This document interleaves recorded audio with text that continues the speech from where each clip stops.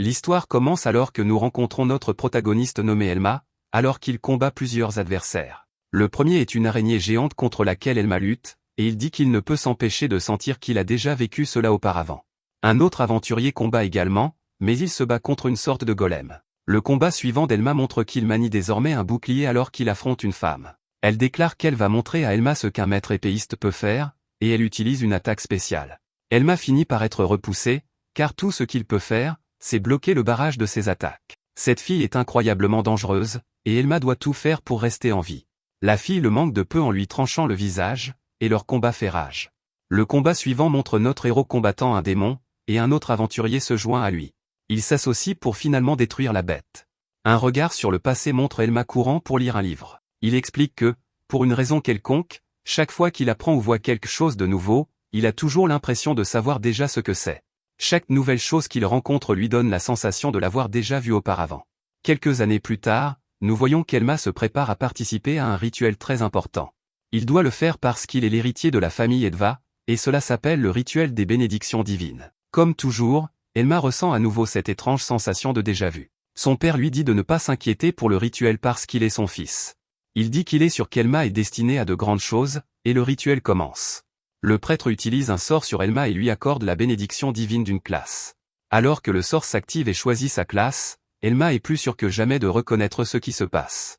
C'est à ce moment qu'il réalise qu'il a eu une vie avant de naître dans ce monde. Il se souvient enfin qu'avant de venir ici, il jouait de manière obsessive à un jeu VR en ligne appelé Magic World. Ce monde dans lequel il vit maintenant est exactement comme le jeu, et il comprend enfin ce qui se passe. C'est difficile à croire pour lui, mais il ne fait aucun doute qu'il a été réincarné. Avec tout ce qu'il sait sur le jeu, Elma est sûre que le bonheur et le succès lui sont garantis dans sa nouvelle vie. Cela étant, Elma espère obtenir sa classe préférée. C'est la classe surpuissante qui est réputée être la plus forte du jeu. Il imagine ce que serait le fait d'avoir cette classe surpuissante, et le sort est bientôt terminé.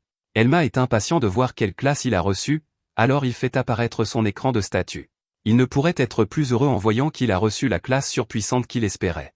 C'est la classe appelée Chevalier Lourd, et il l'annonce avec enthousiasme à son père. Malheureusement, Elma remarque que son père est contrarié, et il se demande ce qui ne va pas. Son père est horrifié, et il refuse de croire qu'il a bien entendu Elma. Bien qu'Elma ait dit sa classe très clairement, son père voulait désespérément qu'il dise que sa classe est maître épéiste. Elma peut voir que son père est furieux, et il réalise ce qui se passe. Le problème, c'est qu'il a confondu ses souvenirs de son passé et de son présent. Dans ce monde, ce sont les classes simples à comprendre et puissantes qui sont célébrées. Les classes techniques, plus complexes à comprendre et qui mettent du temps à s'épanouir, sont considérées comme vraiment mauvaises. L'analyse et les tests actuels de ce monde sur les classes sont en retard, ils ne savent donc pas à quel point la classe Chevalier Lourd est réellement incroyable. Le père d'Elma est tellement incrédule qu'il exige de voir par lui-même. Il regarde l'écran de statut d'Elma et confirme son pire cauchemar. Elma est vraiment un Chevalier Lourd, et c'est une honte absolue.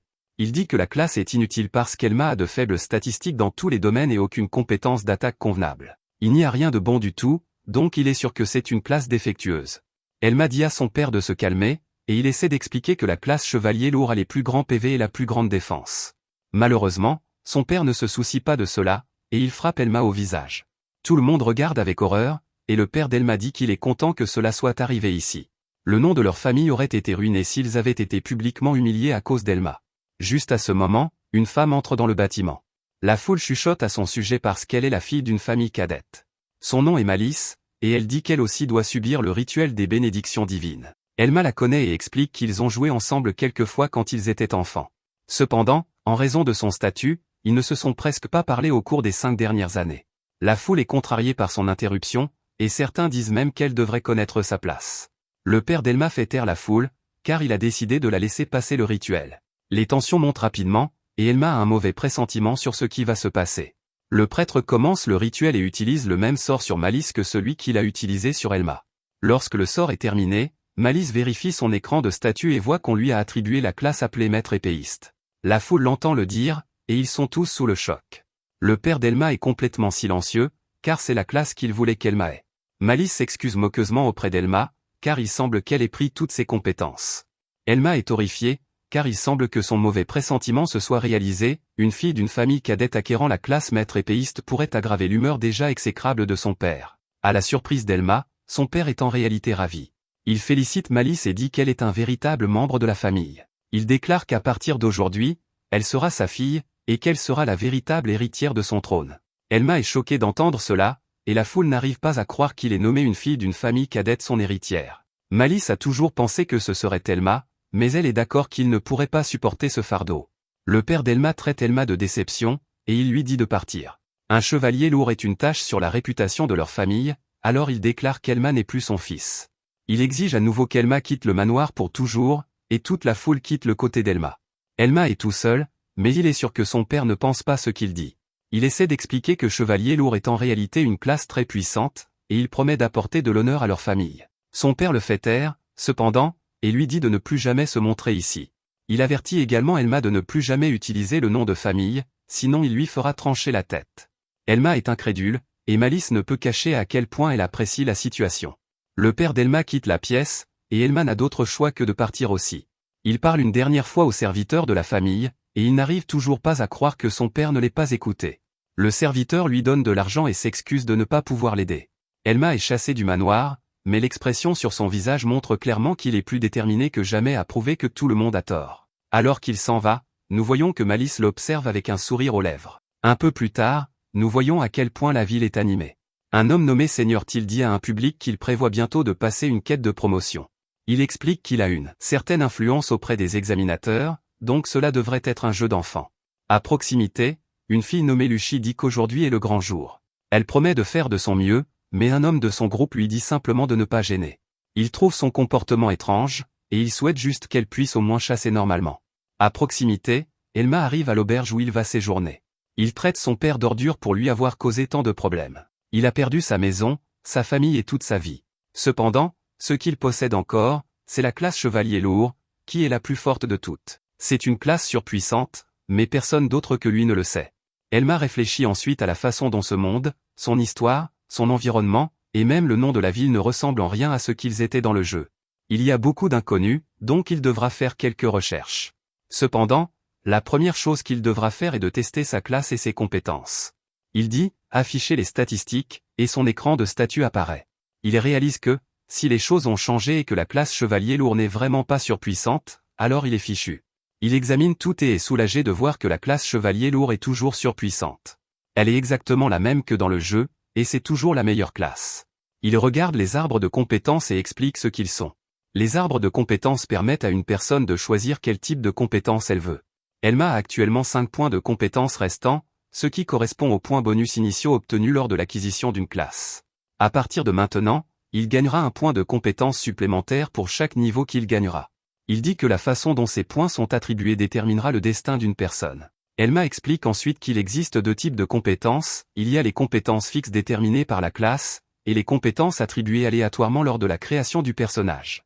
Parmi celles qu'il possède, celle appelée Serment de l'armure lourde est le seul arbre de compétences de classe fixe. Elma explique que les gens l'appelaient le plus faible des arbres de compétences du chevalier lourd. Il peut en réalité être assez puissant, mais il est difficile à utiliser, et beaucoup de ses compétences ont des applications limitées. Quant à l'arbre de compétences amélioration de la défense, Elma dit qu'il est assez utile. Il n'accorde aucune compétence, mais il augmente la défense. Ensuite, il y a un arbre de compétences appelé escrime débutant, qui n'est pas mauvais non plus. Lorsqu'il est maximisé, il peut être transformé en l'arbre de compétences escrime avancé avec des objets spéciaux. Elma sait déjà dans lequel de ceux-ci il veut mettre ses 5 points de compétences, alors il sélectionne Serment de l'armure lourde. Après avoir attribué ses 5 points, il atteint le niveau 2. Elma est stupéfait lorsqu'il acquiert immédiatement la compétence appelée Réflexion du rempart. De manière choquante, Serment de l'armure lourde atteint alors le niveau 5, et sa défense augmente de 10. Elma ne pourrait être plus excitée, et il déclare que c'est un excellent point de départ. Peu de temps après, nous retrouvons Elma dans la forêt, et nous voyons qu'il est entièrement équipé.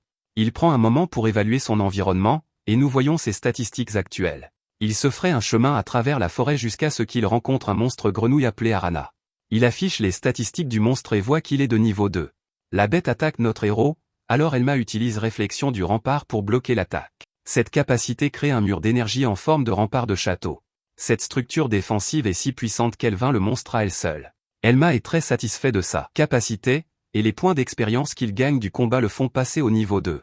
Une explication de sa réflexion du rempart révèle qu'il s'agit d'une compétence courante. La description explique que, lorsqu'une attaque ennemie est annulée par sa défense, cette compétence inflige des dégâts égaux à la défense de l'utilisateur. Elma va récolter le butin de sa victoire et voit que le monstre a laissé tomber une pierre magique de niveau 2. Elle ne vaut pas grand-chose, mais Elma décide de la garder. Juste à ce moment, Elma doit rester sur ses gardes alors qu'il entend quelqu'un courir et appeler à l'aide. Un homme court pour sauver sa vie, disant qu'on le poursuit. Il supplie Elma de l'aider, et nous voyons qu'il est chassé par plusieurs monstres. Elma lui dit calmement de le laisser gérer cela, et l'homme se demande s'il peut vraiment les affronter seul. Il commence à penser qu'Elma pourrait être un aventurier célèbre, mais notre héros dit que ce n'est pas le cas. Il explique qu'il vient de monter de niveau il y a une minute pour la première fois de toute sa vie. L'homme est horrifié d'entendre cela, car cela signifie qu'Elma est encore plus faible que lui. Il est sûr qu'Elma doit être fou, car il est impossible qu'un débutant comme lui puisse affronter autant de monstres. Il dit à Elma d'enlever toute son armure lourde, car ils doivent fuir pour sauver leur vie. Elma ne l'écoute pas du tout, et il pense simplement au défi qui l'attend. Il reconnaît que sa compétence réflexion du rempart n'est pas parfaite, à moins d'annuler tous les dégâts avec une défense largement supérieure à l'attaque de l'adversaire, elle ne s'active pas. Elle est également inefficace contre des ennemis supérieurs et inconnus. Les monstres commencent à attaquer, alors l'homme essaie de dire à Elma de fuir. Elma ne bouge pas d'un pouce, et il se prépare à utiliser sa capacité. Malgré tous ces problèmes, Elma sait à quel point elle peut être puissante. Les monstres se rapprochent, et il active réflexion du rempart. Le mur est créé à nouveau, et tous les aranas s'y écrasent. Un par un, ils sont éliminés, et Elma annonce quelque chose. Il dit qu'il connaît déjà les ennemis de début. Son niveau est peut-être bas, mais il a augmenté sa défense avec les bonus des arbres de compétences et l'équipement. En ce qui concerne le combat contre les ranas, Elma déclare qu'il peut en vaincre des dizaines. Il utilise à nouveau réflexion du rempart, et il anéantit chaque monstre en vue. Des cadavres de ranas sont partout, et l'homme regarde avec émerveillement.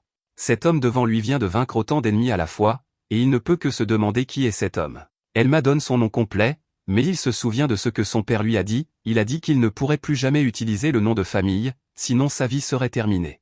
Notre héros retire ce qu'il a dit, et il se présente simplement comme Elma le chevalier lourd. Après avoir passé plus de temps à chasser, Elma atteint enfin le niveau 8 et obtient un titre appelé « l'inébranlable ». Il vérifie son écran de statut et confirme que le système de ce monde fonctionne exactement comme dans le jeu Magic World. L'aventurier qui l'a sauvé se présente comme Harris, un débutant qui a récemment quitté son village reculé. Harris explique qu'on lui a dit qu'on ne pourrait pas lui faire confiance à moins qu'il n'atteigne le niveau 3 par lui-même. Il paniquait parce qu'il ne trouvait personne voulant former un groupe avec lui, donc Elma lui a vraiment sauvé la vie. Harris veut le remercier, mais Elma dit de ne pas s'en faire, il en a aussi bénéficié, car ces monstres étaient parfaits pour monter de niveau.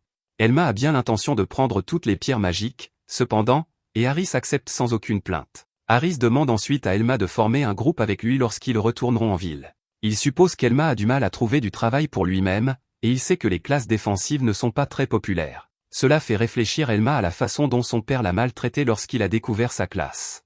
Chevalier lourd est considéré comme défectueux dans ce monde, et son père lui a dit qu'il était complètement inutile. Étonnamment, Harris dit qu'il pense qu'Elma est incroyable et qu'il ferait une excellente équipe. Harris promet même d'aider à changer la vie de tous les autres après avoir vu à quel point Elma peut être incroyable. Malheureusement, Elma refuse son offre, alors Harris se demande pourquoi il préférerait continuer à se battre seul. Harris fait remarquer qu'Elma utilise une classe de bouclier et qu'il ne montera jamais de niveau efficacement tout seul. Il supplie Elma de ne pas être têtue, mais Elma devient très sérieux. Harris est pris au dépourvu, et Elma s'excuse simplement.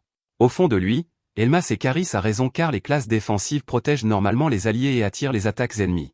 Cependant, inclure des membres de groupe signifie qu'Elma devrait partager toute l'expérience qu'il gagne. Pour la façon dont Elma veut monter de niveau, c'est vraiment pénible. Elma veut gagner des niveaux, des objets, des compétences et des titres aussi rapidement que possible. Il doute également que quiconque croirait à sa connaissance du potentiel caché du chevalier lourd. Plus important encore, Elma n'a pas de temps à perdre car il lui reste encore tant de choses à accomplir, comme atteindre son plein potentiel et se venger de son père. Au fil de la journée, Harris continue d'essayer de convaincre Elma en disant qu'il fait cela pour son bien. Il souligne qu'Elma est incroyable, mais qu'il ne peut aller que si loin avec sa méthode actuelle. Il ne peut pas continuer à farmer des ranas éternellement, alors il dit qu'ils devraient viser plus haut ensemble. Juste à ce moment, Elma sent quelque chose de dangereux se cacher dans les arbres autour d'eux. Les tensions montent rapidement, et Harris commence à paniquer alors qu'il essaie de chercher ce qui arrive. Soudain, un monstre araignée géant tombe d'en haut. Harris est horrifié car cette créature ne devrait pas se trouver près d'une zone de chasse pour débutants. Harris esquive de justesse une attaque, et Elma vérifie les statistiques du monstre. Il découvre que cette bête est une arandipe de niveau 16, ce qui signifie que l'araignée géante a 2 fois le niveau d'Elma. Elma réalise qu'elle utilise une compétence appelée « rampe inquiétante » pour cacher sa présence. L'arandipe possède également, poison ralentissant et une attaque dangereuse appelée griffe flamboyante. Malheureusement, la réflexion du rempart d'Elma est presque inutile lorsqu'il combat des ennemis de niveau bien supérieur, sa défense doit être 2 fois plus élevée que leur attaque, sinon la compétence ne s'activera pas. Elma détermine que son attaque, griffe flamboyante, le tuera en un seul coup si elle touche. Harris réalise qu'il a probablement attiré l'araignée vers eux, et il se blâme lui-même. Il est terrifié, mais il propose tout de même de distraire la bête pendant qu'Elma s'enfuit. Elma jette un coup d'œil à Harris, et il est assez évident à quel point il a peur. Notre héros refuse de s'enfuir et dit calmement à Harris qu'il va gérer le monstre lui-même. Harris pense qu'Elma a perdu la raison car les débutants ne peuvent pas vaincre une Arandipe. Il sait qu'Elma est vraiment fort, mais battre cette chose est juste physiquement impossible. Elma peut voir que ce combat sera dangereux, mais il déclare qu'il n'est pas complètement impossible à gagner. Elma ouvre son écran de statut et voit les 7 points de compétence qu'il a gagnés plus tôt. Il met chaque point dans serment de l'armure lourde et débloque une nouvelle compétence. La nouvelle compétence s'appelle désarmement, et elle réduit l'attaque d'un adversaire chaque fois qu'Elma porte un coup. Elma explique que la réduction est exactement de 20% et dure 1 minute. Il déclare que c'est la compétence dont il avait besoin car affaiblir l'Arandipe peut faire activer réflexion du rempart. Elma défie la bête et dit qu'il va s'occuper de ce monstre araignée. Ce combat est à haut risque et haute récompense, et Elma dit que rien ne le motive plus qu'un combat comme celui-ci. L'Arandipe charge sur notre héros, mais Elma évite ses bras puissants et reste calme. Elma connaît déjà ses schémas d'attaque et sa portée grâce au jeu, donc il est sûr qu'elle ne peut pas le toucher facilement. Le monstre attaque à plusieurs reprises, mais Elma continue d'esquiver en attendant le bon moment. Juste alors, l'Arandipe utilise rayon de poison, et Harris s'inquiète pour notre héros. Elma ne sourcille même pas alors qu'il déclare qu'il va délibérément encaisser cette attaque. Le poison le touche, mais notre héros a un plan. Il endure le poison, puis se précipite en avant et frappe la bête tout en utilisant désarmement. Son attaque l'endommage à peine, mais Elma est sûre que le debuff d'attaque a été appliqué. L'araignée furieuse enchaîne immédiatement avec griffe flamboyante et fracasse Elma avec la massive attaque brûlante. Harris est horrifié alors qu'il pense qu'Elma a été tuée, mais notre héros émerge de la poussière. Il dit à l'araignée que cette attaque ne fonctionnera pas. Elma explique que rayon de poison coûte 7 points de magie, tandis que griffe flamboyante en coûte 5. Parce qu'il connaît leurs coûts exacts, Elma peut suivre la quantité de magie qu'il reste à la bête. Ce n'est pas beaucoup, donc Elma sait ce qu'il doit faire. Elma s'avance et place un deuxième désarmement avant que l'Arandipe ne puisse l'arrêter. Cela réduit l'attaque de l'araignée de 20% supplémentaire pour une réduction totale de 40%. Elma révèle également quelque chose à propos du titre qu'il vient de recevoir, l'inébranlable, il augmente sa défense de 10% lorsqu'il maintient sa position. Avec ces 2 effets de désarmement et son titre actif, Elma a enfin assez de défense pour que son plan fonctionne. Il explique que les différences de niveau et de capacité peuvent toujours être surmontées avec les bonnes connaissances. La bête continue de le poursuivre, mais notre héros déclare que la victoire est déjà sienne. L'Arandipe attaque une fois de plus, mais Elma tient bon. Son attaque affaiblie échoue à le blesser, donc les conditions pour réflexion du rempart sont enfin réunies. Elma active réflexion du rempart, et un mur massif jaillit directement devant l'Arandipe. La créature est projetée en arrière et ne peut plus bouger. Elma déclare que le combat est terminé et met fin à la vie de l'araignée. Harris regarde avec émerveillement car Elma a vaincu un monstre qui aurait dû être impossible pour lui. Leur victoire fait passer Elma du niveau 8 au niveau 12 et lui récompense 4 points de compétence. Elma essaie de les ajouter dans serment de l'armure lourde, mais le système l'en empêche. Il indique que des points supplémentaires ne peuvent pas être ajoutés à l'arbre de compétences pour le moment. Elma reconnaît ce message, et il réalise qu'une autre fonctionnalité de Magic World existe dans ce monde. Son arbre de compétences atteint encore le niveau 15, et Elma acquiert une nouvelle compétence appelée Parade. Elma est excitée car cela signifie qu'il a enfin toutes ses compétences de base. Harris n'arrive pas à croire ce qu'il vient de voir, et il se demande qui est vraiment Elma. Il admet qu'Elma peut probablement se battre seule et dit qu'il s'inquiétait pour rien. Il détermine qu'Elma se débrouillera sans lui, mais il remarque qu'Elma est en fait empoisonnée. Harris propose de l'escorter jusqu'à la ville, et Elma accepte son aide tout en le remerciant. Après qu'Elma a été guérie, les deux se disent au revoir. Harris remercie notre héros et espère qu'ils pourront rester amis lorsqu'ils se reverront. Plus tard, Elma se rend à la guilde des aventuriers pour pouvoir s'enregistrer officiellement en tant qu'aventurier. Il dit à la réceptionniste qu'il s'appelle Elma et qu'il est un chevalier lourd de niveau 12. Plusieurs aventuriers à proximité rient immédiatement car ils croient que les chevaliers lourds sont complètement inutiles. La réceptionniste traite sa demande, et Elma est officiellement approuvée en tant qu'aventurier de rang F. Elma nous explique qu'il existe 7 rangs d'aventuriers, le rang S étant le plus élevé. Un groupe doit contenir au moins un aventurier de rang E avant de pouvoir entrer dans un donjon. Elma a également découvert que le rang d'aventurier limite le nombre de points de compétence qu'il peut ajouter à serment de l'armure lourde, c'est pourquoi le système l'en a empêché plus tôt. Elma doit atteindre le rang E dès que possible. Notre héros demande ensuite à trouver un groupe, mais la réceptionniste dit que les utilisateurs de boucliers sont rarement recherchés. Elle le prévient que cela pourrait prendre du temps, mais Elma décide d'y réfléchir plus tard. Des aventuriers à proximité continuent de l'insulter car personne ne veut faire équipe avec un chevalier lourd de bas niveau. Elma les ignore et sort le sac magique qu'il a apporté du manoir de sa famille. Elma pense à quel point le sac peut stocker un énorme nombre d'objets, donc il est content de l'avoir pris. Il veut échanger ces pierres magiques qu'il a obtenues en combattant, alors il déverse un tas sur le comptoir. Tous les membres de la guilde sont stupéfaits en voyant les pierres, et la réceptionniste demande à Elma s'il les a vraiment toutes collectées lui-même. Elma confirme qu'il a farmé chaque pierre seul, et il lui dit d'inclure cela dans son rapport. Les autres aventuriers l'accusent de tricher car ils ne peuvent pas croire qu'un chevalier lourd ait pu accomplir cela. Elma s'en moque car il a fini de s'enregistrer et a maintenant assez d'argent pour ses frais de subsistance.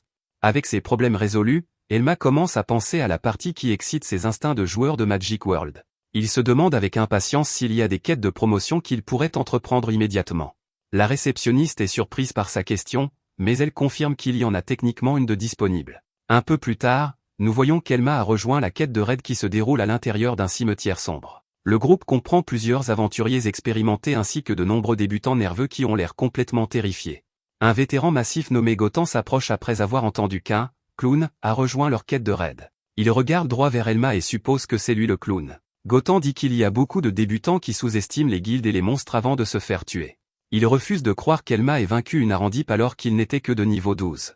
Gotan traite Elma de menteur et dit que l'aventure ne pourrait jamais être aussi facile. Il promet ensuite de donner une leçon à Elma pendant que tout le monde regarde. Elma regarde l'immense aventurier qui se tient au-dessus de lui et réalise que cette situation est vraiment pénible. Elma déteste vraiment cette situation, mais il sait que les quêtes de raid sont une rare chance de promotion. Elma ne peut pas se permettre de rater ça, alors il doit jouer intelligemment. Au lieu de chercher la bagarre, il dit calmement à Gotan qu'il a hâte de travailler avec lui. Gotan dit qu'il n'aime pas cette réponse, mais il l'accepte quand même. Il appelle un gars nommé Ti et lui dit qu'il est temps de commencer. Ti utilise une compétence appelée recherche, et Elma la connaît bien. Il explique que la compétence de recherche détecte toutes les créatures dans une certaine zone. Elma note que c'est une compétence assez rare au bas niveau, et qu'elle prend du temps à utiliser. Finalement, Ti révèle qu'il y a une horde d'environ 30 monstres ennemis. Gotan le félicite pour son bon travail, et Ti ne peut s'empêcher de se vanter de sa compétence exceptionnelle. Il dit aussi qu'il espère que Gotan lui accordera cette promotion au rang E. Ti se tourne ensuite vers Elma et dit que son comportement bizarre à la guilde a suscité des rumeurs. Elma regarde l'équipement de Ti et il détermine que ce gars doit être un mage rouge. Les mages rouges ont de grandes capacités physiques et peuvent apprendre des sorts d'attaque ainsi que des sorts de soins. En plus de ça, ils peuvent aussi apprendre un large éventail de sorts de soutien. Ti dit alors qu'il serait impressionné si les rumeurs sur Elma étaient vraiment vraies. Il s'excuse moqueusement qu'Elma soit coincée avec la classe défectueuse. Elma apprécie son inquiétude, mais il fait très clairement comprendre qu'il aime sa classe. Ti essaie de le défier du regard comme Gotan l'a fait, mais Elma ne bronche même pas. Ti dit à ce dur à cuire de ne pas les retarder, et il s'en va. Elma ricane et pense à quel point le mage rouge est en fait l'une des classes les plus difficiles. À première vue, il semble capable de tout faire, et dans le jeu, ils étaient connus comme le typique touche-à-tout. Ce monde n'est cependant pas le jeu, et les gens favorisent naturellement les classes faciles à utiliser, donc il n'y a pas beaucoup de mages rouges. Un peu plus tard, Gotan rassemble tout le monde pour qu'ils puissent examiner la situation. Cette horde de morts-vivants qu'ils vont affronter est menée par un monstre appelé le chef Ghoul. Tout le monde est choqué car ils savent que c'est un monstre puissant.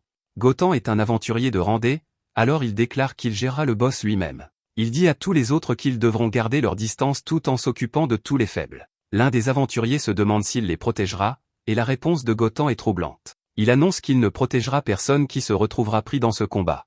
Les aventuriers n'en croient pas leurs oreilles car ils comptaient sur lui. Ils pensaient qu'il n'aurait qu'à se tenir à côté de Gotan, mais il sera totalement concentré sur le boss. Elma, pendant ce temps, pense que le chef Ghoul est autour du niveau 30. Il n'a pas de compétences d'attaque, mais l'une de ses capacités est vraiment pénible. Elle s'appelle Souffle d'Hadès, et cette compétence transforme les cadavres en morts-vivants de bas niveau. Heureusement, ils ont Gotan, qui est un aventurier de rang D d'environ le niveau 40. Si les choses se passent bien, Elma est sûre qu'ils gagneront. Malheureusement, Elma regarde autour de lui et voit qu'il y a de sérieux problèmes avec leur équipe. Les débutants sont tous des lâches qui sont déjà convaincus qu'ils vont mourir. Ensuite, il y a l'arrogance de gars comme Ti, qui méprise tout le monde. Les débutants s'attendaient à ce que ce raid soit facile, mais leur chef insouciant ne veillera pas sur son équipe. Elma calcule que les chances qu'ils survivent tous ne sont que d'environ 80%. Ce sont des chances décentes pour un jeu, mais ce monde est une toute autre histoire. La mort ici est plus qu'un simple revers, alors Elma décide de prendre la parole. Il dit à Gotan qu'il pense qu'il devrait donner des instructions plus spécifiques à tout le monde. Tout le monde est stupéfait, et Gotan se demande ce qu'il veut dire. Elma fait remarquer que le rapport sur la horde de morts-vivants n'est peut-être pas totalement exact. Il sera trop tard s'ils ne sont pas préparés et qu'ils attendent simplement que le pire arrive. Gotan est visiblement agacé, et les autres n'arrivent pas à croire qu'Elma lui fasse des suggestions. Gotan demande avec colère si Elma pense qu'il peut lui donner des ordres. La colère de Gotan ne cesse de croître jusqu'à ce qu'il se réjouisse de voir Elma remis à sa place. Elma dit qu'il n'essaie pas de lui donner des ordres, et il explique qu'il est simplement anxieux. Il s'humilie en disant qu'il est nerveux parce qu'il est un aventurier de bas niveau et inexpérimenté. Il dit qu'il est anxieux à propos de ce combat, et il fait remarquer que les autres ressentent la même chose.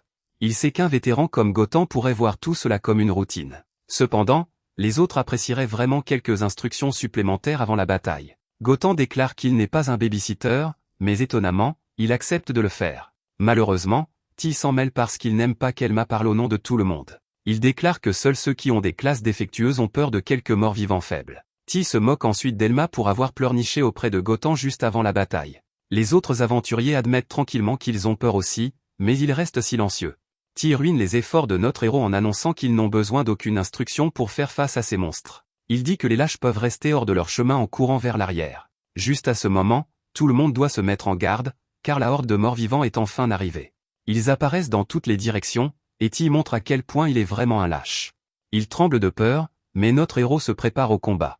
Le chef Ghoul annonce sa présence par un rugissement retentissant, et Ti tombe à terre. Gotan ne perd pas de temps et ordonne à Ti et Paul de dégager le chemin pour qu'ils puissent atteindre le boss. Il se précipite dans la bataille, et Elma prend un moment pour analyser le chef ennemi. Sa massue ne semble pas être quelque chose de spécial, alors il détermine que Gotan et les autres devraient s'en sortir. Elma dit ensuite aux aventuriers restants qu'il est temps de s'occuper des suivants du gros chef. Ils sont horrifiés, cependant, car ils ne veulent pas charger une armée entière de monstres. Ils savent que ces choses ne sont que des morts vivants, mais ils font remarquer qu'ils n'auront aucune chance s'ils sont encerclés. Ils disent qu'ils ne sont venus ici que parce qu'ils pensaient que Gotan assommerait les monstres pour eux. Au lieu de cela, ils ne se concentrent que sur le boss, alors ils ne savent pas quoi faire. Elma réalise maintenant pourquoi tous ces gars sont si peu motivés pour se battre. Il est assez clair qu'aucun d'eux n'a jamais eu à faire face à une horde de monstres auparavant. Pour empirer les choses, ils sont confrontés à des morts-vivants d'apparence effrayante, et on ne leur a donné aucune instruction appropriée. Elma comprend pourquoi ils hésitent tous, alors il décide de prendre les choses en main lui-même. Il ordonne à tout le monde de former des équipes de 3 pour qu'ils puissent se couvrir mutuellement.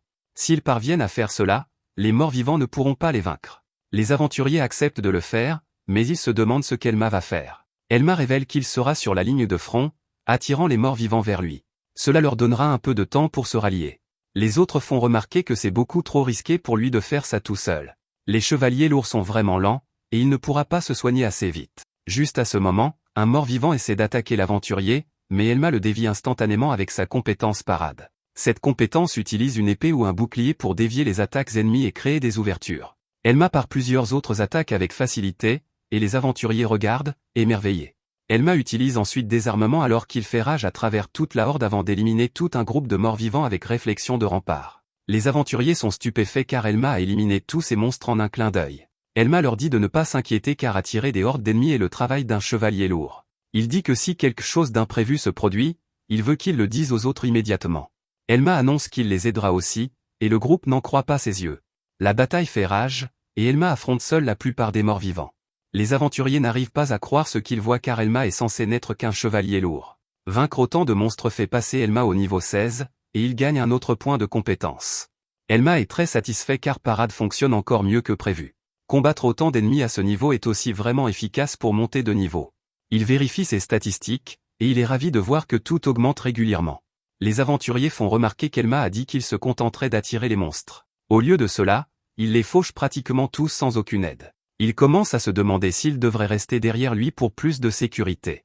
Elma est très fiable, mais maintenant il les effraie encore plus que les morts-vivants. Après un long moment, nous voyons que les aventuriers sont épuisés par tout le combat. Elma se tient devant un tas de monstres, et il annonce qu'ils se sont occupés de la majeure partie de la horde. L'un des aventuriers se demande s'il devrait maintenant aller aider Gotan. Elma explique que le chef Ghoul est d'un niveau bien supérieur au leur. Cela étant, il devrait laisser Gotan s'en occuper lui-même. Pendant ce temps, Gotan est en plein combat féroce contre la bête géante. Il la frappe plusieurs fois, mais la bête grogne simplement contre lui. Gotan devient frustré car le monstre obstiné ne veut toujours pas tomber. Il doit repousser quelques morts-vivants, alors il ordonne à Ti et Paul d'attirer plus de morts-vivants vers eux. Malheureusement, les deux gars sont trop terrifiés pour même bouger. Gotan les traite de lâches et déclare qu'ils n'obtiendront pas cette promotion s'ils ne font rien. Ils le savent déjà, mais ils refusent de s'approcher davantage du chef Ghoul. Ils ne veulent pas être pris dans le combat, alors ils ne peuvent qu'assister à distance. Juste à ce moment, le chef Ghoul attaque Gotan, alors il prépare une contre-attaque. Il frappe le chef Ghoul avec une puissante attaque appelée Brise-Roche. La bête est vraiment blessée maintenant, et tout le monde est impressionné par Gotan. Elma vérifie les statistiques de la bête et pense à comment ils ont la victoire en poche. Gotan pourrait éliminer les PV restants du chef Ghoul avec juste un coup de plus. Le seul problème est qu'un tas de morts-vivants sont maintenant sur le chemin.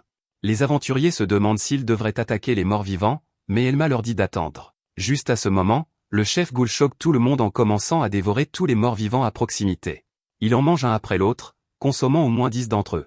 Les aventuriers sont horrifiés en voyant la santé du monstre se rétablir. Elma explique que cette chose a une compétence appelée consommation de cadavres. Cette compétence lui permet de récupérer des PV en mangeant des cadavres et des morts-vivants. Nos héros sont pris au dépourvu car normalement, il n'y a qu'une très faible chance pour que les chefs Ghoul aient même cette compétence.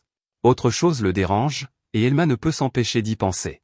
La compétence consommation de cadavres ne devrait pas obliger la bête à manger autant de morts-vivants juste pour guérir une fois. Le monstre continue de se goinfrer, et Elma commence à réaliser ce qui se passe vraiment. La vraie raison pour laquelle il mange autant est évidente pour lui, et la bête pousse un rugissement. Malheureusement, l'inconscient Gotan est juste content que tous ces morts-vivants embêtants soient enfin partis. Il se précipite pour affronter à nouveau le boss, mais Elma lui dit désespérément de s'arrêter. Gotan ignore l'avertissement et déclare qu'il réglera ça rapidement. Il s'élance pour le coup de grâce, mais quelque chose d'horrible se produit. Il est obligé de s'arrêter net alors que la bête commence à libérer une énorme quantité d'énergie. Elle crie comme un véritable monstre, et les autres ne savent pas ce qui se passe. Même notre héros est choqué quand elle commence à se transformer. Le chef Ghoul évolue en une créature bien plus terrifiante appelée Tête Folle. Il monte de niveau, passant du niveau 33 au niveau 40 sous les yeux de tous. Il est clairement beaucoup plus dangereux maintenant, et tout le monde regarde avec terreur. Alors que tout le monde fixe la bête, complètement sous le choc, Elma explique ce qu'on appelle l'évolution existentielle. C'est un événement rare qui se produit lorsque certaines conditions sont remplies, cela fait principalement référence à des monstres qui éveillent des capacités latentes et se transforment en une autre espèce pour échapper à des situations difficiles. Même dans le jeu du monde magique, les conditions exactes de l'évolution existentielle n'ont jamais été claires. À ce moment précis, Elma réalise que la bête s'apprête à faire quelque chose, et il dit à Gotan de s'éloigner. Il est trop tard, cependant, car elle déclenche une attaque et étourdit Gotan. Elma ordonne à Ti et Paul de distraire le monstre, mais ils sont terrifiés. Ti est certain que la bête mettra fin à ses jours s'il essaie de l'attaquer avec de la magie. Elma lui rappelle rapidement qu'ils perdront tous la vie si Gotan est mis à terre. Malheureusement, ils n'agissent pas assez vite, et la bête attaque Gotan. Gotan est complètement sans défense, et il subit d'importants dégâts tandis que les autres ne peuvent que regarder. Gotan est maintenant paralysé, et la bête s'approche pour achever le travail. Les autres aventuriers ne peuvent pas supporter de regarder, mais notre héros intervient pour sauver Gotan. L'attaque du monstre est cependant incroyablement puissante, ce qui repousse Elma. Elma dit aux autres qu'il va attirer le monstre vers lui pour qu'ils puissent atteindre Gotan. Leur seule chance de gagner ce combat est de lancer des sorts de soins et de guérison de la paralysie sur leur chef. Ti n'a cependant que le sort de soin, car il a utilisé tous ses points de compétence pour augmenter son attaque. Il ne peut rien faire contre la paralysie, alors Elma se demande pourquoi Ti a fait une telle construction de personnage. Ils doivent au moins soigner Gotan, alors Elma leur dit de l'emmener en lieu sûr. Les lâches obéissent enfin, et ils courent chercher Gotan. Pendant ce temps, Elma pense à la façon dont les gens se remettent du poison d'un madaté en moyenne après 3 minutes. Il doit simplement survivre assez longtemps pour que Ti soigne Gotan afin qu'il puisse revenir au combat. Notre héros ne peut cependant s'empêcher de remarquer que la réalité est vraiment différente du jeu. Elma ne recule pas d'un seul instant alors qu'il déclare qu'il combattra le madaté jusqu'au retour de Gotan. Les autres aventuriers pensent qu'Elma est fou parce que les aventuriers de rang F ne peuvent pas combattre une telle bête, certains d'entre eux commencent même à s'enfuir car ils savent qu'ils seront les prochains après que la bête aura éliminé Elma. Elma ne se soucie pas qu'ils partent car il ne durerait probablement pas plus de 10 secondes dans ce combat. De plus, il ne peut pas se permettre de défendre des aventuriers de bas rang tout en combattant cette bête. Elle se met à crier comme une folle, mais Elma ne bouge pas d'un pouce. Il pense simplement à l'énorme différence de niveau entre lui et le monstre. Il est au niveau 16, tandis que le madaté est au niveau 40. Une seule erreur signifiera sa mort, il doit donc être prudent. À ce moment, le madaté se renforce une fois de plus, et notre héros parvient tout juste à esquiver son attaque. Étonnamment, Elma court dans l'autre direction, et la bête le poursuit. Elle finit par perdre la trace de notre héros, alors Elma essaie de la tromper. Il la fait regarder dans une direction en lui lançant une pierre, puis il s'approche pour une attaque. Malheureusement, la bête l'évite et est presque stupéfaite de voir que c'est maintenant elle qui a perdu la trace de son adversaire. La bête réussit à porter une attaque surprise, et elle envoie notre héros voler. Elma réitère que la différence de niveau est trop grande, et il dit que la situation est mauvaise. Il n'avait jamais imaginé qu'il affronterait un adversaire aussi puissant alors qu'il était si peu préparé. Cependant, il estime que c'est un très bon test de ses capacités. Il déclare qu'il ne serait pas un homme si ce combat ne lui faisait pas battre le cœur. Il charge à nouveau, et les autres aventuriers ne comprennent pas ce qui se passe.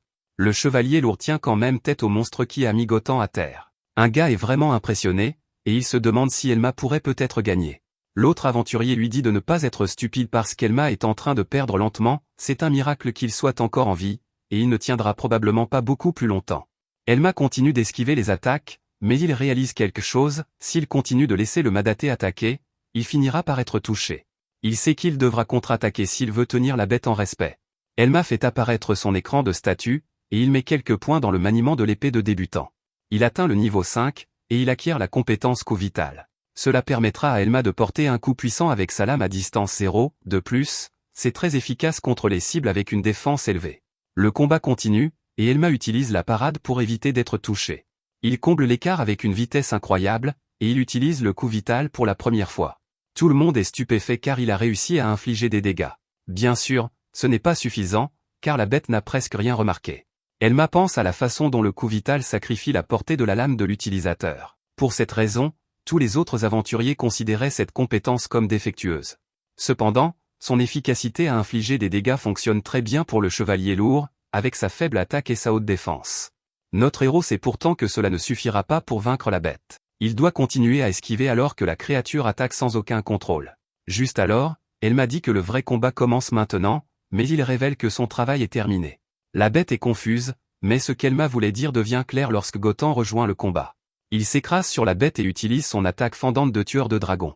Le monstre hurle de douleur alors que l'attaque inflige une quantité de dégâts insensés, et sa vie prend fin. Tout le monde célèbre, et Elma gagne assez d'expérience pour passer du niveau 16 au niveau 23. Gotham est vraiment impressionné par lui, car il n'arrive pas à croire qu'un simple aventurier de rang F ait survécu contre un monstre qui a failli le vaincre. Elma admet qu'il était presque à sa limite, alors il remercie Gotham d'être arrivé à ce moment-là. Tout le monde retient son souffle, car ils ne savent pas comment Gotham va réagir. À la grande surprise de tous, Gotham s'excuse auprès de notre héros. Il admet que son leadership était inadéquat, et il dit qu'il a été imprudent. Il dit qu'Elma avait raison sur tout, donc c'est en fait lui qui mérite une récompense pour avoir vaincu la bête. Tout le monde reste sans voix car la récompense est la pierre magique de niveau 40, et elle est vraiment précieuse. Elma pense qu'il pourrait vraiment utiliser cet argent car il est fauché en ce moment. Il se demande quand même si c'est vraiment acceptable, et Gotham dit que oui. Juste alors, il remarque que le rare monstre de niveau 40 a aussi laissé tomber un objet. Gotham est évidemment émerveillé par le bouclier impressionnant, alors Elma se demande s'il le veut. Gotham dit que ce serait ridicule car il ne revient jamais sur sa parole. Il est clair qu'il l'aime, cependant, quand il demande s'il peut vérifier la description de l'objet. Tout le monde est amusé par cela, et Elma lui permet de regarder.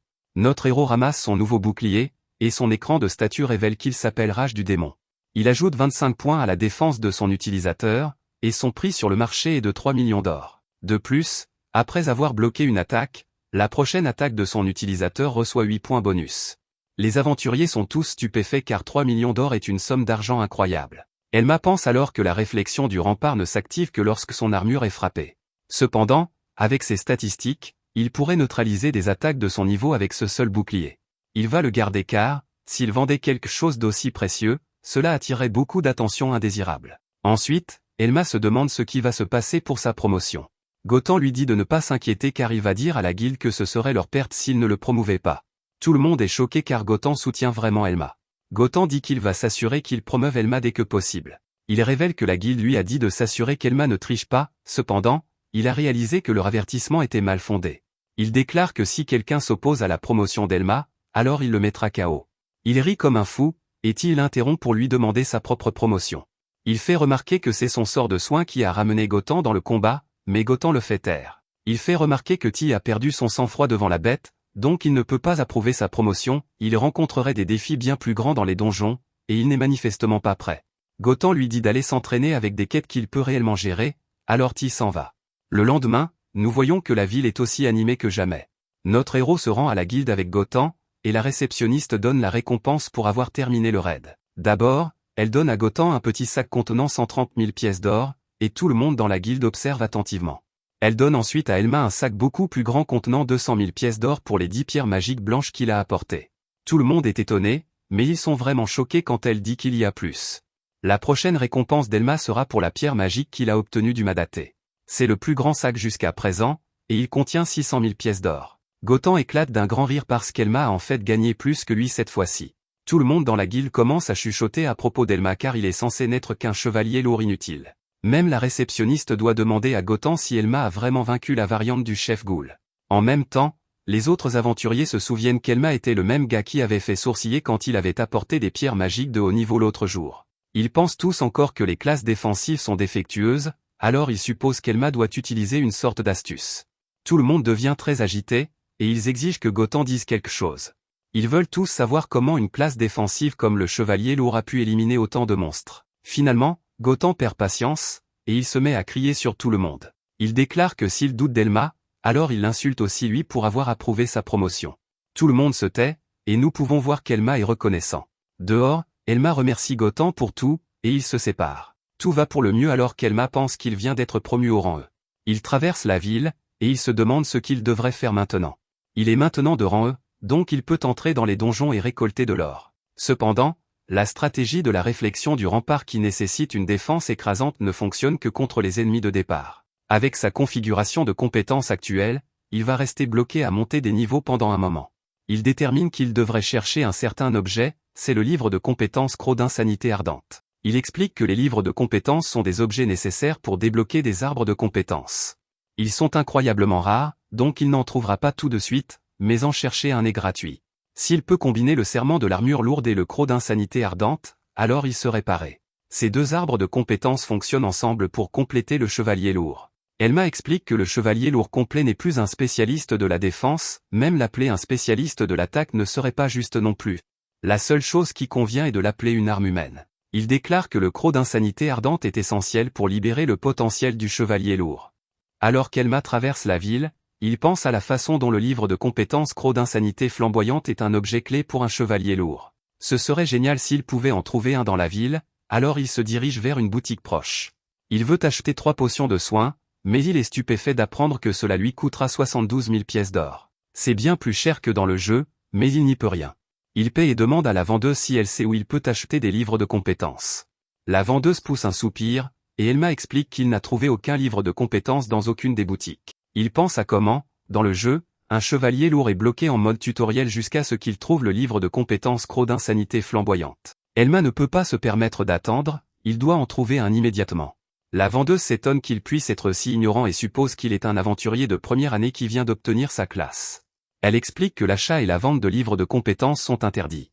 Les gens sont autorisés à utiliser les livres de compétences qu'ils acquièrent, mais sinon, la guilde des aventuriers les donne aux nobles et à l'église. Elma est stupéfait car c'est son pire cauchemar. Les livres de compétences sont d'une rareté extrême, et il ne pourrait jamais en trouver un par lui-même. De plus, on ne peut même pas espérer trouver un livre de compétences que l'on désire vraiment. Elma avait bien senti que les nobles étaient plus puissants ici que dans le jeu, et cela le confirme. Pour empirer les choses, son père possède probablement tous les livres de compétences collectés dans cette ville. La vendeuse voit que cela le tracasse, alors elle dit qu'elle va l'aider. Elle n'est pas censée lui dire ce qu'elle s'apprête à révéler, mais elle a décidé de faire une exception. Elle dessine une carte et dit à notre héros de s'y rendre. Elma ne peut que se demander ce que c'est, alors elle explique qu'il y a une boutique là-bas qui traite des objets de récupération. Elma se souvient que les récupérateurs sont des gens qui pillent les corps des aventuriers décédés. Elma dit qu'il pensait que ces objets étaient censés être signalés à la guilde des aventuriers. La jeune fille révèle que les récupérateurs et la guilde ont un accord tacite. La guilde est au courant de ces boutiques souterraines et les laisse tranquilles. C'est parce qu'il est notoire que certains aventuriers peuvent survivre sans récupérer. Aussi, si tout le monde suivait simplement les règles, la plupart des objets finiraient entre les mains des nobles plutôt que dans celles des familles des aventuriers décédés.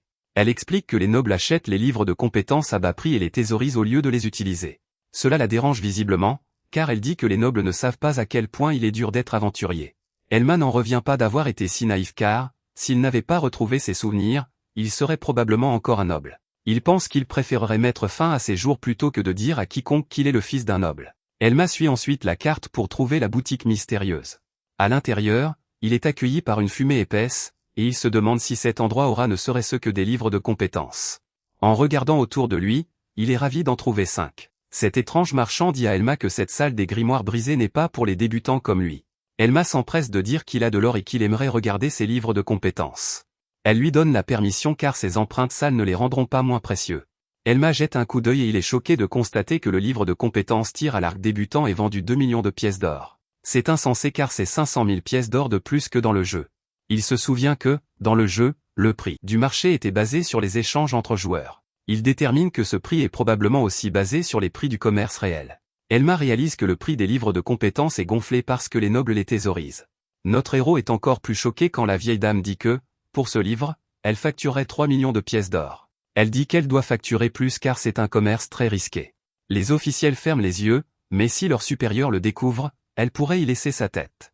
Elma n'arrive pas à croire que, dans ce monde, même les livres de compétences de base pour débutants soient extrêmement chers. Même s'il vend le bouclier de la rage du démon, il n'aura que 3 millions de pièces d'or au total.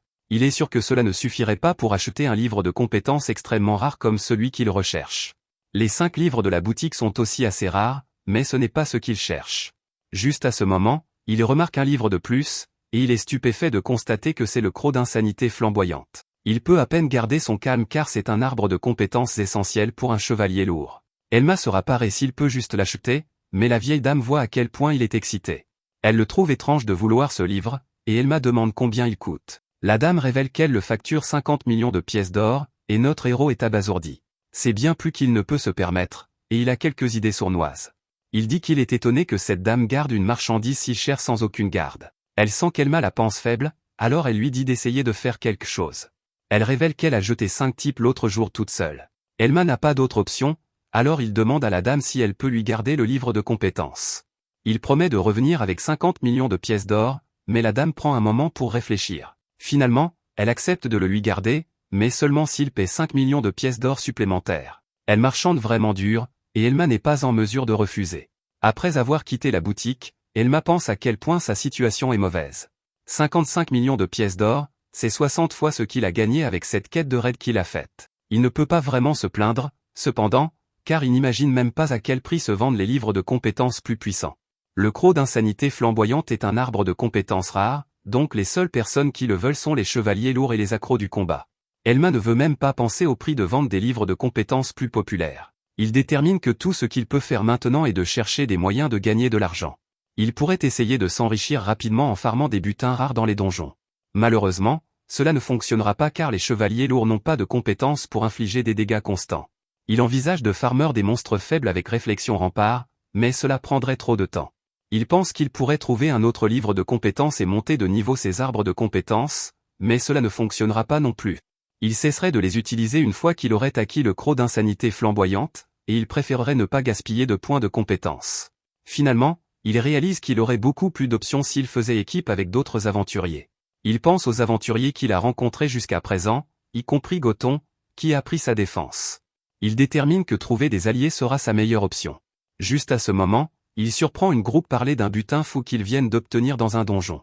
C'est une épée trempée de sang, dont le prix sur le marché est de 2 millions de pièces d'or. La fille nommée Lucie dit que c'est grâce à ses compétences. Mais son groupe l'ignore. Le gars se demande même si elle a vraiment fait quoi que ce soit. Il fait remarquer qu'ils ont enfin obtenu ce butin rare après avoir visité le donjon un tas de fois. Il n'est pas sûr que cela ait un lien avec les compétences de Lucie. Lucie ne peut pas vraiment le nier, mais elle dit que s'ils visitent plus de donjons, ils verront la différence qu'elle fait. Elle dit qu'ils ne font que commencer en tant qu'équipe, mais le gars lui fait remarquer grossièrement qu'elle est vraiment faible. Elle ne faisait que les retenir, et il se demande si elle pensait vraiment qu'elle aurait une part de la vente. Lucie est horrifiée car elle leur faisait confiance.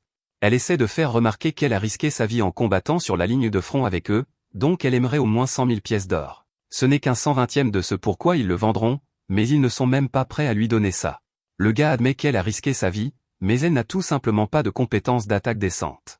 Elle ne fait qu'absorber les dégâts, et c'est là le problème. Il dit qu'elle n'est pas vraiment utile, et cela fait vraiment mal à Lucie.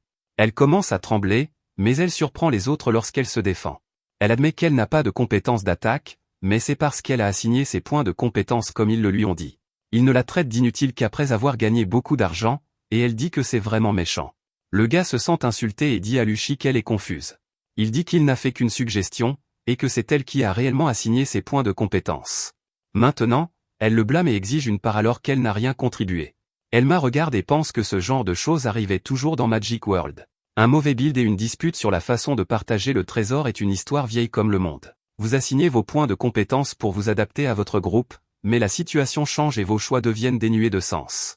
Le gars accepte de lui donner une part, alors il jette vraiment 100 000 pièces d'or par terre. Il lui dit de les ramasser et de disparaître. Il dit qu'ils l'ont gardée même si elle est faible et n'a pas de compétences d'attaque. Maintenant, elle montre son vrai visage car elle est aveuglée par des broutilles.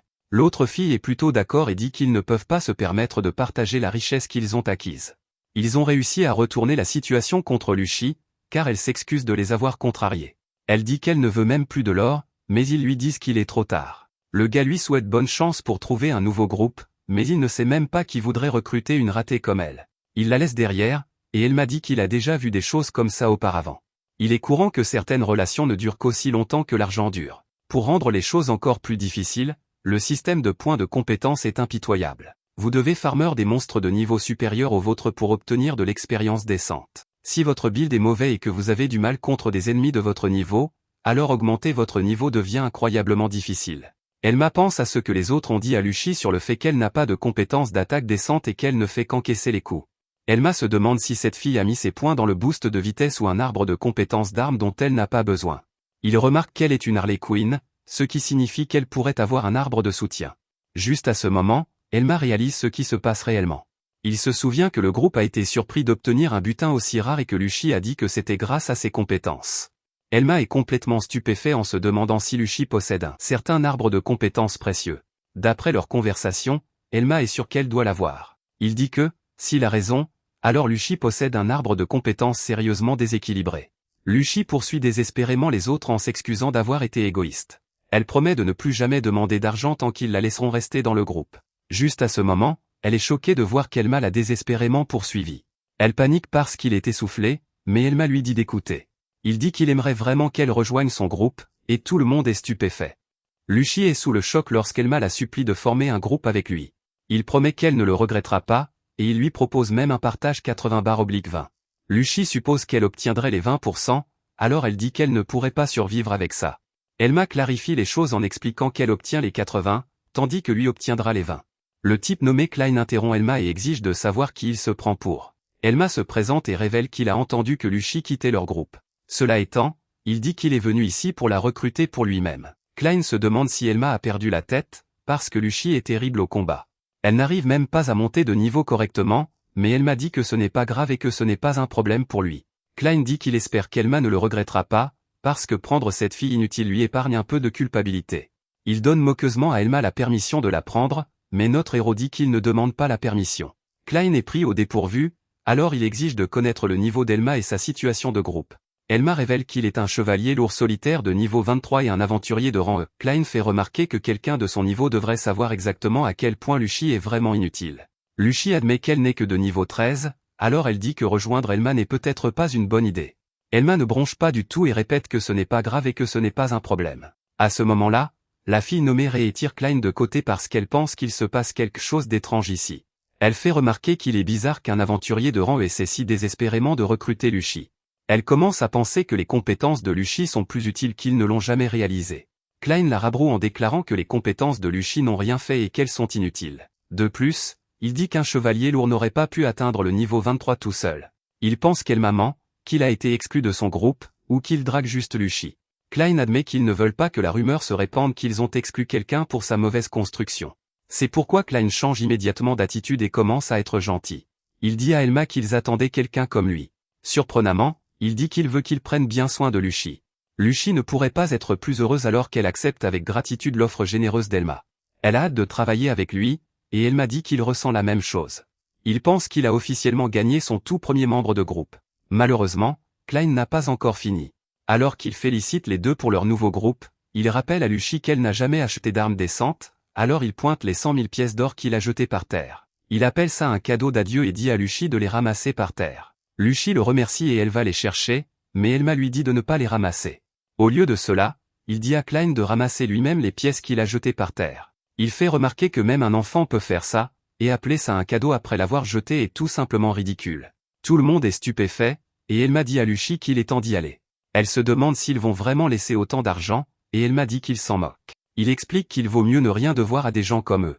Klein est furieux alors qu'ils partent, et il leur dit de s'amuser à être inutiles ensemble avec leur classe défectueuse.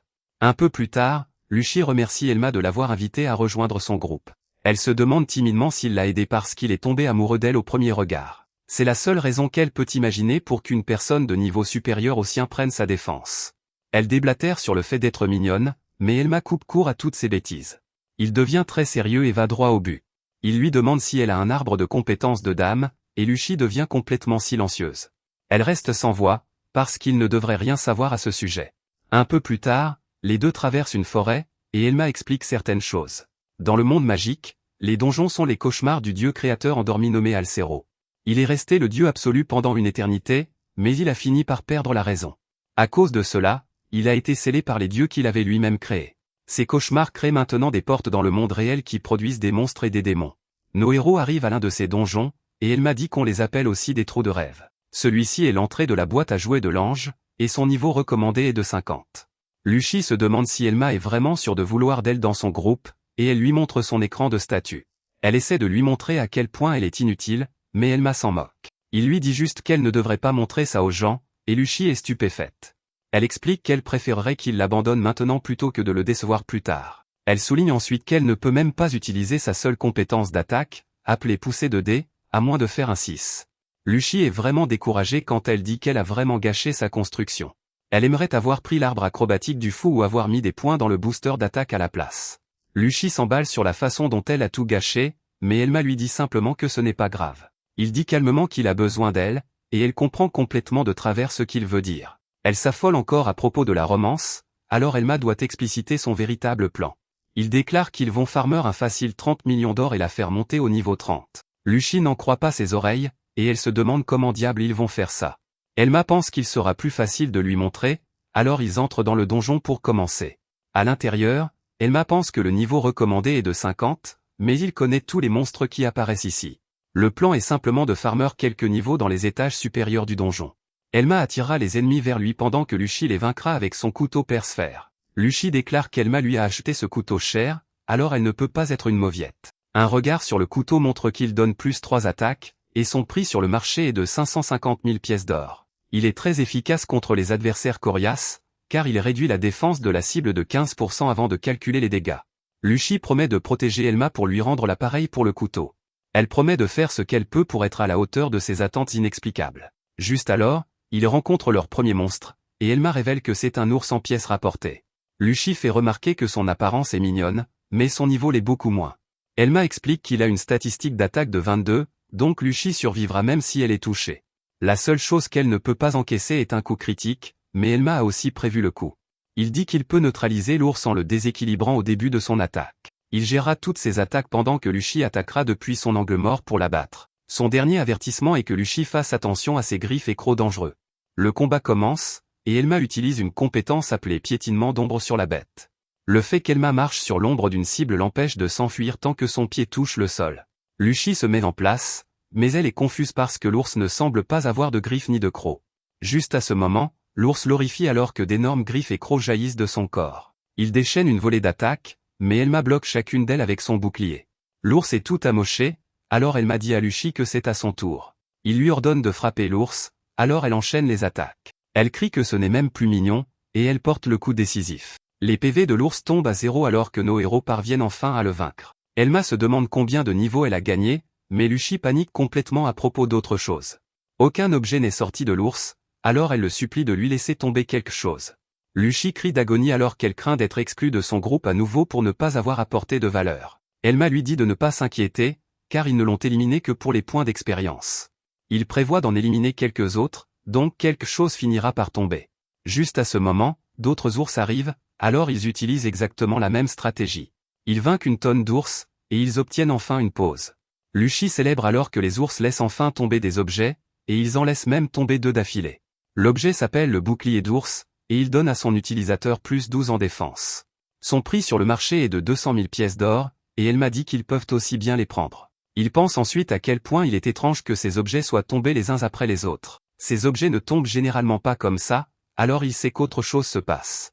Il se demande s'il se souvient mal de son taux de chute du jeu, mais ça ne peut pas être ça.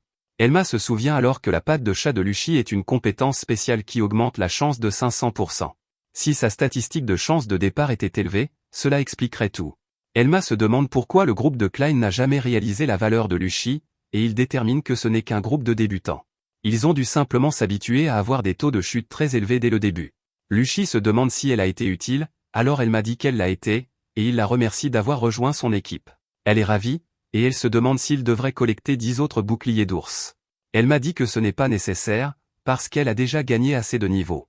Il déclare que le vrai travail commence maintenant, et Luchi n'a aucune idée de ce qu'il veut dire. À ce moment-là, son écran de statut révèle qu'elle a déjà atteint le niveau 20. Elma déclare alors que leur nouvel objectif sera de chasser le rana doré. Luchi est complètement choquée alors qu'elle imagine la bête dorée. Elma réfléchit à propos des ranas, les monstres grenouilles qu'il a vaincus lorsqu'il est arrivé pour la première fois dans ce monde. Ce sont de petites créatures agaçantes, et ce sont les ennemis de base adorés du jeu. Il en existe plusieurs variantes, et celle que nos héros recherchent aujourd'hui est le rana doré. Les dorés ont un faible taux d'apparition, mais ils ont une forte chance de laisser tomber des objets extrêmement précieux. Malgré leur niveau élevé, leurs dégâts d'attaque et de magie sont faibles, et ils manquent de compétences offensives. Cela signifie qu'ils sont terribles au combat tout en offrant énormément d'expérience et des butins de valeur. Elma déclare qu'il ne pourrait pas rêver d'un monstre plus juteux à chasser. Certaines de ces grenouilles ont aussi des petits caractères, donc de nombreux joueurs disaient que les farmers étaient le moment le plus amusant qu'ils aient eu dans le jeu. Elma pense ensuite à la façon dont le rana doré apparaît fréquemment dans le niveau intermédiaire de la boîte à jouer de l'ange. Le meilleur dans le fait d'être réincarné dans ce jeu, c'est qu'Elma connaît les meilleurs endroits pour trouver chaque monstre qui y apparaît. À ce moment-là, Luchi interrompt notre héros pour lui dire ce qu'elle a entendu. Les gens disent qu'on peut vivre pendant plusieurs années avec l'argent rapporté par un seul rana doré. Cependant, elle a aussi entendu dire qu'ils sont bien trop rapides pour être attrapés. Même si on parvient à les toucher, ils ne semblent pas subir de dégâts. Il n'est pas rare que les gens les poursuivent trop loin et se retrouvent entourés de monstres. Luchi est terrifié car plusieurs aventuriers ont perdu la vie en essayant d'en capturer un. Cela rappelle à Elma que ce monde est similaire mais aussi assez différent du jeu. Perdre sa vie ici ne donne pas droit à une deuxième chance. À cause de cela, les gens ont tendance à choisir des constructions basées sur la survie. Les gens ici sont très prudents, donc farmer les rana dorés n'est probablement pas facile. Elma pense à la manière dont les dorés ont une vitesse et une défense exceptionnelles. Ils sont aussi totalement immunisés contre les attaques élémentaires et les debuffs. Luchi est horrifiée car elle suppose qu'ils seront impuissants face à quelque chose comme ça. Son persphère est efficace contre les cibles à haute défense, mais ça ne fera probablement aucun dégât à un rana doré. Luchi doute même de pouvoir réussir à en rattraper un. Elma ne peut pas le nier car le rana doré a une vitesse de 67 et une défense de 200. La pénétration de défense de 15% du persphère sera sans effet contre un rana doré. Sa vitesse est plus du double de celle de Luchi et plus du triple de celle d'Elma. De plus, Elma dit qu'avoir 200 en défense n'est pas une blague. Même un parfait reflet de rempart d'Elma serait complètement annulé. L'attaque taille vitale d'Elma a aussi 15% de pénétration de défense, mais ce n'est pas assez pour infliger des dégâts à cette bête. Luchi se demande s'il ne devrait pas simplement partir, mais Elma déclare qu'il a un plan. Il révèle que la défense apparemment parfaite du rana doré a en réalité quelques failles. Luchi se demande si Elma a une sorte de compétence secrète, mais elle est stupéfaite quand il dit qu'il va compter sur elle. Luchi n'a pas confiance en elle, mais Elma continue. Il lui rappelle qu'elle devrait avoir 9 points de compétence après être montée de niveau. Il lui dit de tous les mettre dans son arbre de compétences acrobatie du fou. Les 2 compétences qu'elle gagnera en faisant cela sont la clé de leur stratégie. Luchi apprécie sa confiance en elle, mais elle ne croit pas pouvoir y arriver. Malheureusement, il n'y a pas de temps pour les doutes, car Elma doit se défendre contre la boîte à jouer. Un monstre en émerge, alors Elma dit qu'ils doivent courir. Il n'est pas très puissant, mais il va bientôt appeler des alliés. Il fuit la bête, et Luchi se demande si c'est vraiment une bonne idée de se concentrer uniquement sur le rana doré. Il pourrait vaincre d'autres monstres, et elle pourrait probablement gagner 3 niveaux de plus d'ici la fin de la journée. Elle m'a dit que c'est bien car ils sont actuellement au niveau parfait pour farmer le rana doré. Finalement, ils s'éloignent de la bête, et Elma explique à quel point leur cible est rare. Ils pourraient chercher toute la journée et n'en trouver peut-être que 2 s'ils ont de la chance. Ils sont incroyablement rares, mais Elma déclare qu'ils valent le temps et les efforts. Elma craint que Luchi ne perde espoir, alors il lui dit de lui faire savoir si elle commence à se sentir anxieuse. Luchi lui dit de ne pas s'inquiéter, et elle déclare qu'elle le suivra partout. Elle est prête à farmer des centaines, voire des milliers de rana dorés. À ce moment-là, l'un d'eux apparaît derrière eux, et nos héros sont stupéfaits. Ils viennent d'en trouver un bien plus tôt que prévu par Elma, alors Luchi commence à paniquer. Elma doit lui dire de respirer car ils devront rester calmes s'ils veulent le vaincre. Luchi commence à prendre de grandes respirations, et Elma les prépare. D'abord, Il confirme que Luchi a atteint le niveau dit d'acrobatie du fou en utilisant les points de compétence qu'il lui a indiqués. Elle a aussi acquis les 2 compétences dont il lui a parlé, alors Elma lui dit de commencer le plan. Le plan est qu'Elma attende à proximité pendant que Luchi rabat le rana vers lui. Luchi est incroyablement nerveuse, alors Elma lui dit que ce n'est pas grave si elle se trompe. Elle continue de respirer profondément, et finalement elle est prête à y aller. Luchi se précipite, et Elma pense au plan. Il explique que les ranas dorés commencent à courir quand un aventurier s'approche à moins de 4 mètres. Les couloirs de la boîte à jouets de l'ange font 4 mètres de large, donc on ne peut pas contourner le rana sans qu'il ne vous remarque. Cependant, Elma dit que cela n'est vrai que si l'on marche sur le sol. Luchi fait exactement comme Elma le lui a dit, elle utilise l'une de ses nouvelles compétences pour courir sur le mur. Cela lui permet de se placer derrière le rana, qui essaie alors de s'enfuir. Luchi utilise alors son autre compétence, appelée Dopélusion, et elle l'arrête net. Elma explique qu'il est impossible de contourner sa compétence, et que le rana lâche ne chargera pas dedans. Il explique ensuite pourquoi cette compétence est parfaite pour cela.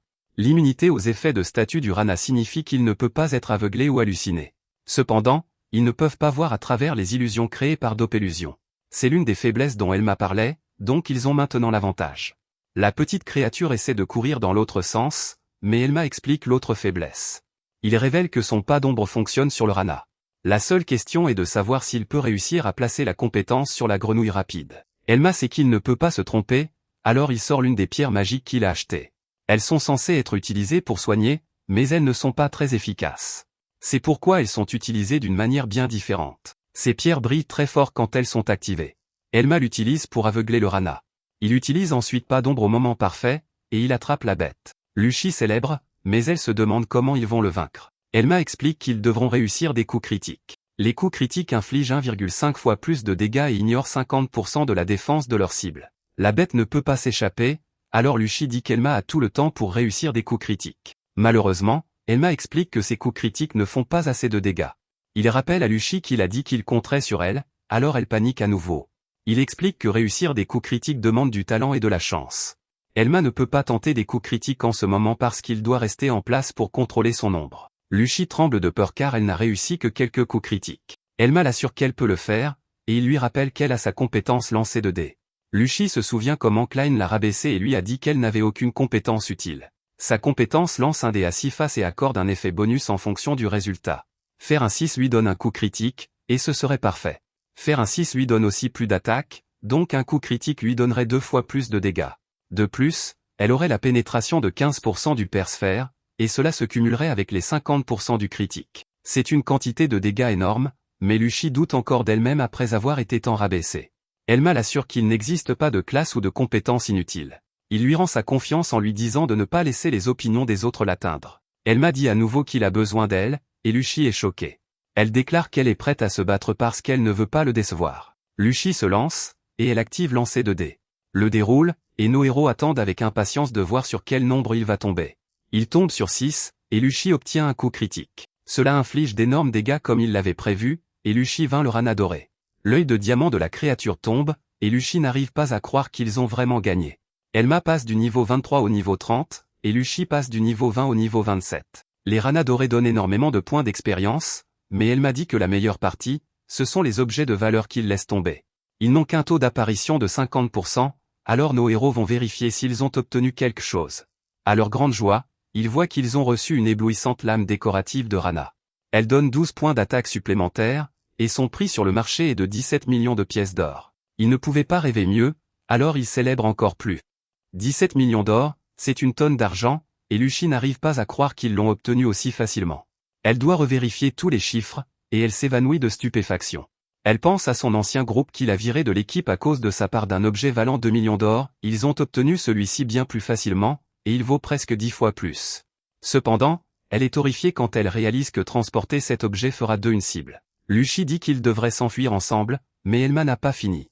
Il dit qu'ils farmeront un autre rana doré avant le coucher du soleil. 3 heures plus tard, nous voyons que nos héros essaient désespérément de vaincre un autre spécimen. Malheureusement, la chance de Luchi ne fonctionne pas, et elle n'arrive pas à faire un 6.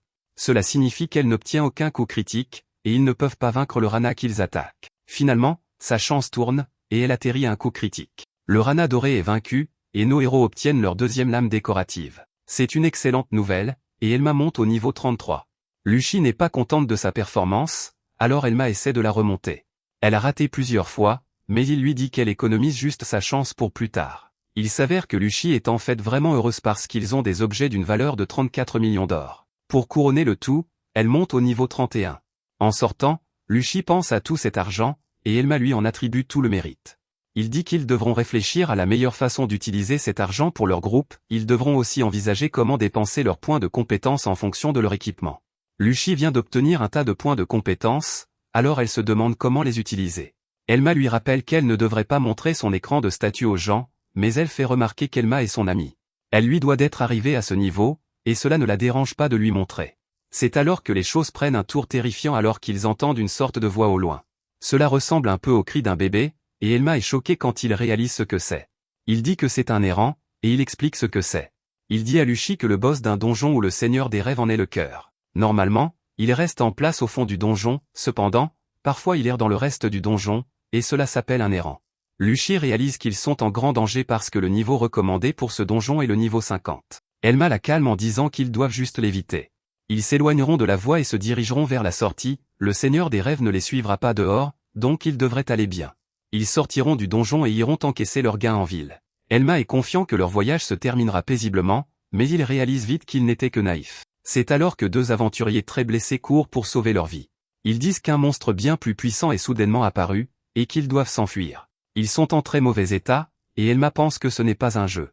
Ces deux-là ne pourront jamais s'échapper dans leur état, donc s'ils essaient de fuir, ils ne survivront pas. Elma sait qu'ils n'ont pas de temps à perdre, alors il se tient entre le monstre et tous les autres. Il dit à Lucy de prendre les blessés et de courir dehors. Il dit qu'il va occuper le monstre, mais Lucy craint que même lui ne puisse pas gérer un Seigneur des Rêves de niveau 50. Elma explique qu'il connaît sa nature, donc il pourra leur gagner du temps.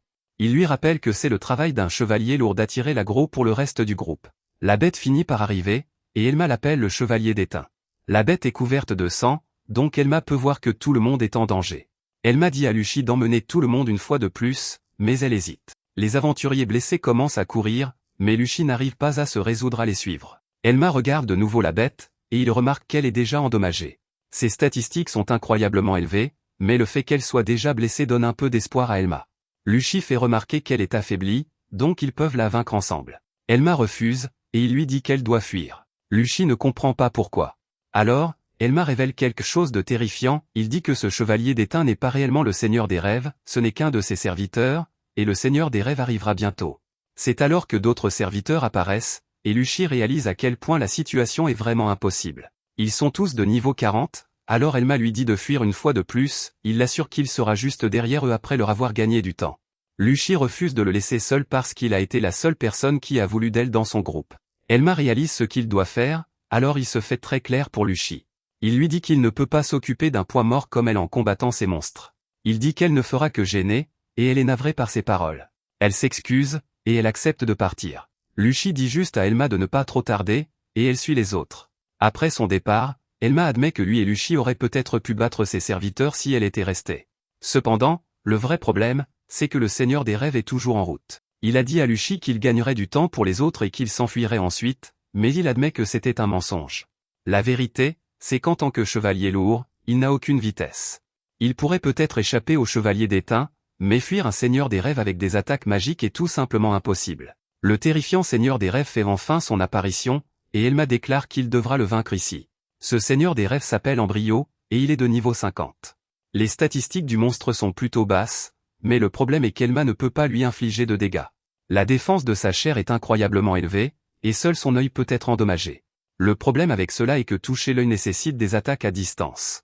Cependant, Elma sait que si elle a une faiblesse, même un aventurier solo de bas niveau peut la vaincre. Elma investit ses points de compétence dans Serment de l'armure lourde, et il atteint le niveau 27. Elma acquiert la compétence coup de bouclier, et il dit à Embryo d'aller se faire voir. L'un des serviteurs attaque en premier, mais Elma utilise coup de bouclier et l'envoie s'écraser contre un mur. Son coup de bouclier pousse un ennemi avec son bouclier et le repousse. Elma est content d'avoir cette compétence qui lui permet de séparer ses ennemis. Notre héros part au combat contre les serviteurs, et il pense à ce qu'il fera avec le Seigneur des Rêves. Il sait, d'après le jeu, qu'il n'utilisera pas ses attaques magiques parce qu'il veut éviter de toucher ses propres serviteurs. Cela signifie qu'Elma a assez de temps pour se concentrer sur les chevaliers d'étain. Il utilise des armements plusieurs fois, et il remplit les conditions d'activation pour son reflet de rempart. Elma l'utilise, et il détruit complètement l'un des serviteurs. C'était le dernier, Alors notre héros tourne son attention vers l'embryo. Malheureusement, il est horrifié lorsque le Seigneur des Rêves soigne tous ses serviteurs. Elma réalise que les chevaliers d'étain continueront de ressusciter à moins qu'ils ne vainquent l'embryo en premier. Il a aussi remarqué que l'embryo expose son œil à chaque fois qu'il utilise de la magie.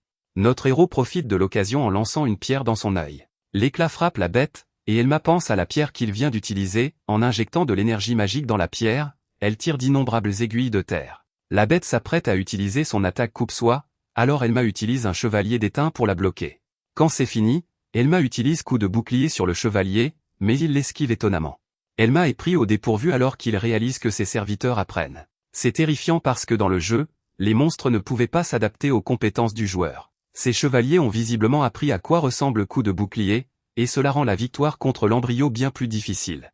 Elma détermine qu'il devra lancer 3 autres pierres magiques pour le vaincre. Pour aggraver les choses, les seigneurs des rêves régénèrent rapidement. S'il prend trop de temps, il manquera sa chance, et il perdra à coup sûr. C'est alors qu'Elma est choquée alors que la bête prépare une autre attaque. Cela ne devrait pas être possible parce que l'embryo n'est pas censé pouvoir utiliser coupe-soie dans cette position. La bête déclenche l'attaque, et Elma réalise qu'il est fini. Il n'y a aucun moyen de l'éviter, alors il est forcé d'essayer de la bloquer. L'attaque est incroyablement puissante, alors notre héros crie alors qu'il lutte pour sa vie. La puissance de l'embryo finit par le submerger, et Elma commence à perdre connaissance. Son cœur s'emballe, et ses jambes tremblent alors qu'il réalise qu'il a été étourdi. Les chevaliers l'encerclent, et Elma dit qu'un étourdissement est fatal dans cette situation. Il est complètement sans défense, et il se demande si sa valeur de chance de départ était trop basse. Il ne réalise que maintenant qu'il aurait dû dire à Luchi de rester. Elma accepte son sort, et les chevaliers s'approchent pour mettre fin à ses jours. C'est alors qu'Elma est déplacée hors du chemin alors que Luchi le sauve. Notre héros est choqué, et Luchi le remercie encore une fois de l'avoir choisi. Merci d'avoir regardé mon résumé, n'oubliez pas d'aimer la vidéo.